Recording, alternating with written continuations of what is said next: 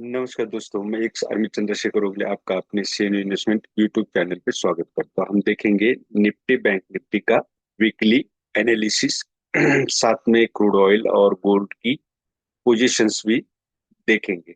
एफआईडीआई का डाटा सबसे पहले हम शुरू करते हैं एफआईडीआई के डाटा से।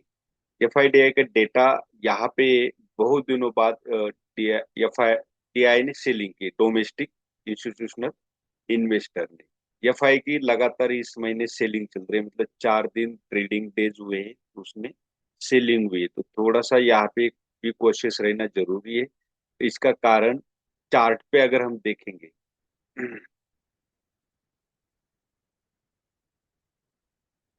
सेंटिमेंट जो है वो वर्ल्ड के निगेटिव है, क्योंकि एक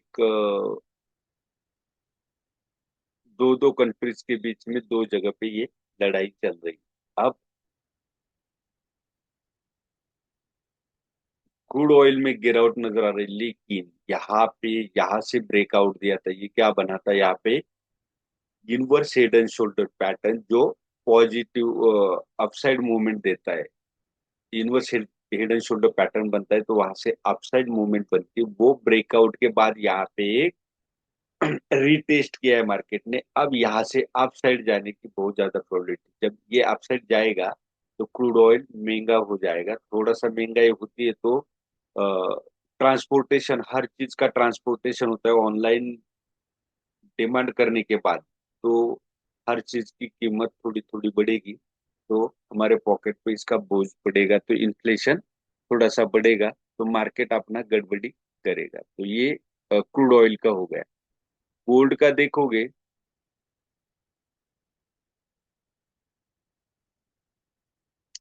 गोल्ड में अभी यहाँ प्रीवियस हाई ब्रेकआउट करने के बाद सस्टेन नहीं हुआ है और डाउन मूवमेंट मिली। लेकिन यहाँ पे जो ट्रेंड लाइन है, उस ट्रेंड लाइन का सपोर्ट लेते हुए ये नजर आ रहा है। अब यहाँ पे क्या होगा, यहाँ पे मैं आपको एक प्रोबेबिलिटी बनाता हूँ।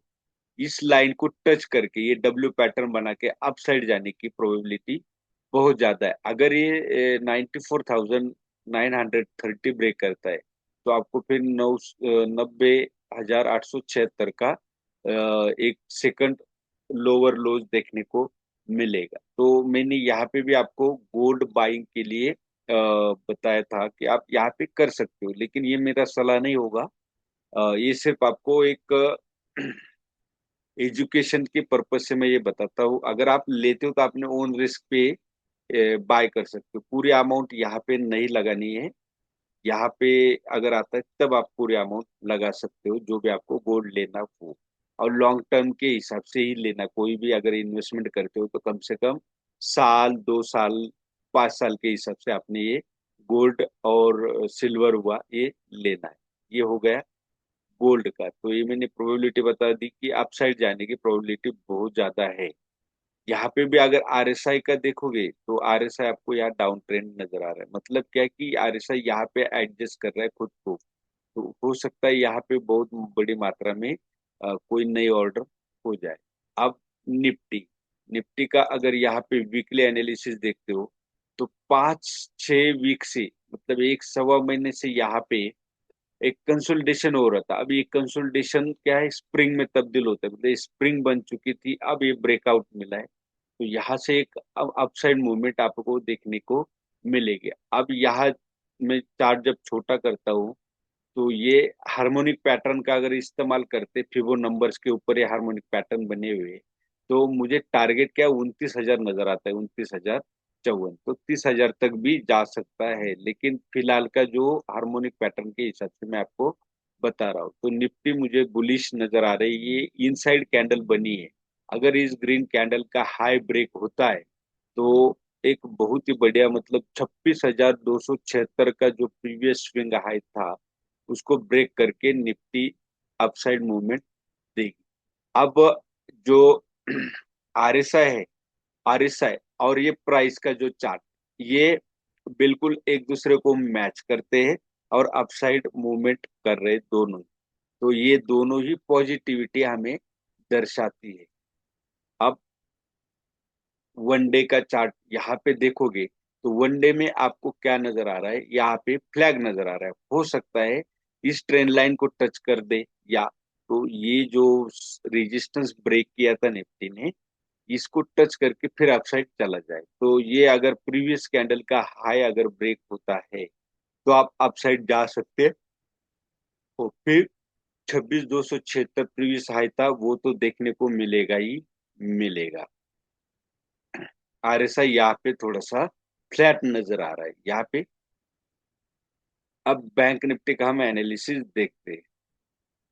हाँ, निफ्टी का अगर ये 25,223 ब्रेक करता है, 25,200 लगा लो, 25,200 अगर ब्रेक होता है तो आपको 24,460 देखने को मिल सकता है। फिर यहाँ से सपोर्ट लेके दोबारा अपसाइड जा सकता है। मार्केट बिल्कुल प्रोबेबिलिटी पे चलता हो, फिक्स कोई भी चीज नहीं बता सकता। अगर कोई बता रहा है तो वो 100% झूठ बोल रहा है। आप बैंक निफ्टी का वीकली चार्ट अगर यहाँ देखेंगे तो आपको क्या नजर आता है, एक हैंगिंग मैन कैंडल यहाँ रेजिस्टेंस पे बनी।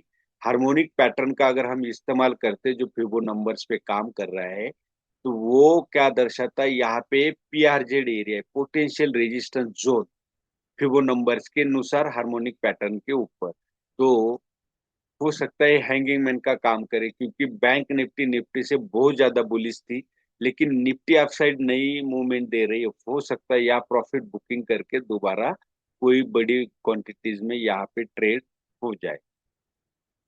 अब जब भी आपको एंट्री करनी होती है मार्केट में, तो आपकी एंट्री कहाँ पे होनी चाहिए, जब भी मार्केट गिरता है तो यहाँ देखो डब्ल्यू पैटर्न बना हुआ है। तो एंट्री कहाँ करे, तो जब भी ये पैटर्न ब्रेक करता है डब्ल्यू, ये प्रीवियस स्विंग हाई था, दोबारा स्विंग हाई बना, और उसको ब्रेक करने के बाद इस बुलिश कैंडल ने, तो आपकी एंट्री यहाँ पे होनी चाहिए। जो भी स्टॉक लेना हो आपने यहाँ पे 23,800 के पास लेना चाहिए। अब ये टॉप पे आया हुआ है तो नई, मेरा मानना है फ्रेश एंट्री से थोड़ा सा बचना चाहिए। अब यहाँ फ्लैग पैटर्न बनना है तो आप थोड़ी सी एंट्री कर सकते हो, लेकिन यहाँ टॉप पे जब मार्केट आएगा तो यहाँ पे फ्रेश एंट्री नहीं करनी।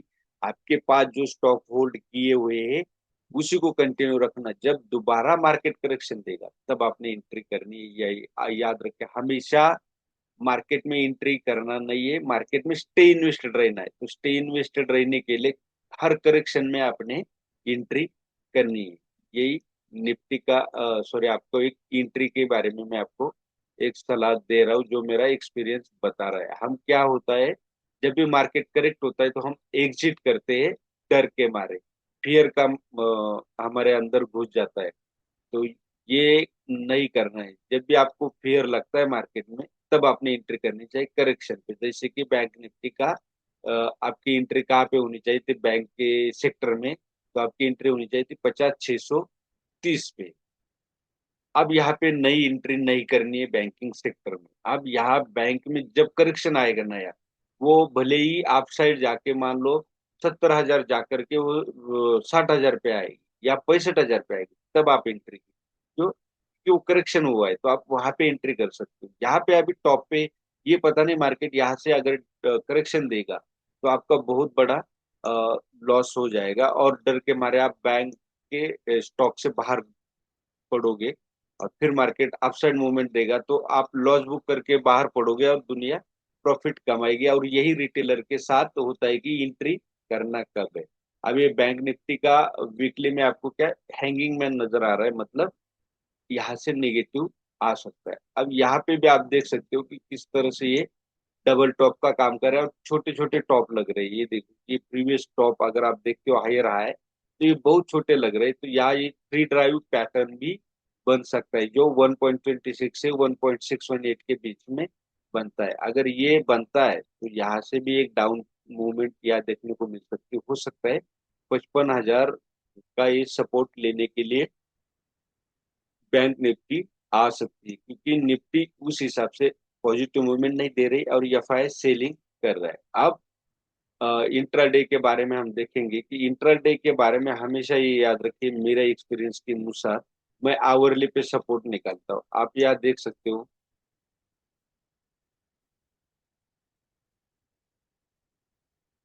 यहाँ से ट्रेडर्स जो है,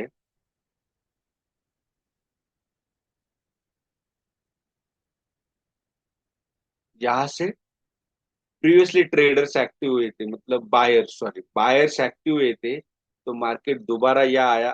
दोबारा यहाँ पे जो बची हुई ऑर्डर थी बड़े बड़े ट्रेडर्स की, वो यहाँ पे एंट्री हुई। और यहाँ पे हमने जब सपोर्ट पे, ये कौन सी कैंडल बनी है अगर देखोगे तो ये बना था आ, हरामी पैटर्न मतलब ये हो गई मदर कैंडल और बुलिश हरामी, और ये हो गई बेबी कैंडल।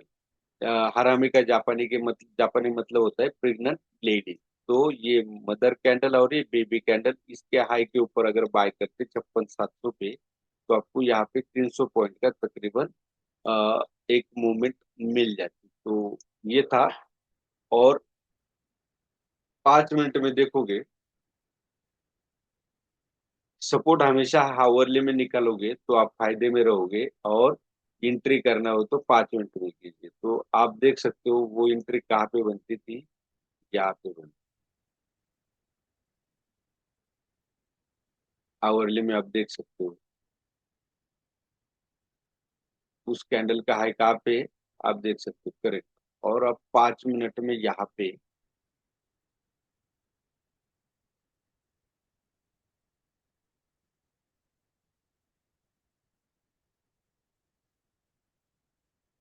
यहाँ क्या नजर आता है, डबल टॉप बन चुका है। और यहाँ डब्ल्यू पैटर्न बना था। यहाँ जब डब्ल्यू पैटर्न बना था, तो आपकी एंट्री अगर यहाँ होती, तो आपको एक बहुत ही बढ़िया मूवमेंट अपसाइड देखने को मिल। तो ये था। अब अब आगे क्या, तो मेरा मानना है यहाँ से कंसोलिडेशन दिया है। ये ये भी एक स्क्वेयर बना है। तो यहाँ से आपको एक अपसाइड मूवमेंट आप मिल सकते हैं, और यहाँ पे रेजिस्टेंस ले सकता है कहाँ पे, ये 57,180 पे एक रेजिस्टेंस लेगा। अब यहाँ पे क्या होता है, ब्रेकआउट। ब्रेकआउट इस तरह होता है।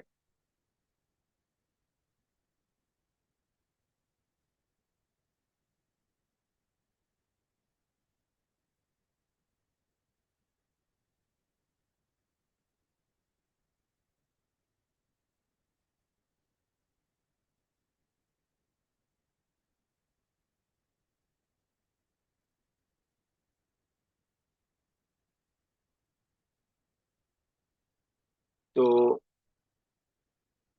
एक तो जो ब्रेकआउट है वो इस तरह होगा रेजिस्टेंस लेके, या तो सेकंड ब्रेकआउट जो है वो इस तरह से ब्रेकआउट के बाद करेक्शन देगा और फिर अपसाइड जाएगा। तो हमें दोनों ही प्रोबेबिलिटी के लिए तैयार रहना चाहिए। ये था बैंक निफ्टी का। अब जो मेन क्या, 57,180 का वो पॉइंट है जो, क्योंकि यहाँ से प्रीवियसली सेलर्स एक्टिव हुए थे। तो ये था बैंक निफ्टी का एनालिसिस। मैंने आपको ट्रेडिंग के बारे में भी समझाया कि किस तरह से ट्रेड करना है। तो यहाँ पे अपना वीडियो समाप्त होता है, कि होप कि आपको ये वीडियो अच्छा लगेगा, या इसमें से आपको बहुत कुछ सीखने को मिलेगा। आपको इन्वेस्टमेंट और ट्रेडिंग दोनों में सक्सेस होना है, तो आपके पास स्किल होना चाहिए। कम से कम 20% का स्किल और 80% का माइंडसेट होना चाहिए। अगर आप मेरे साथ काम करोगे तो जरूर ये चीजें आपके अंदर बिल्ट हो जाएगी। वीडियो अच्छा लगे तो लाइक शेयर और सब्सक्राइब जरूर कीजिए। धन्यवाद। जय हिंद।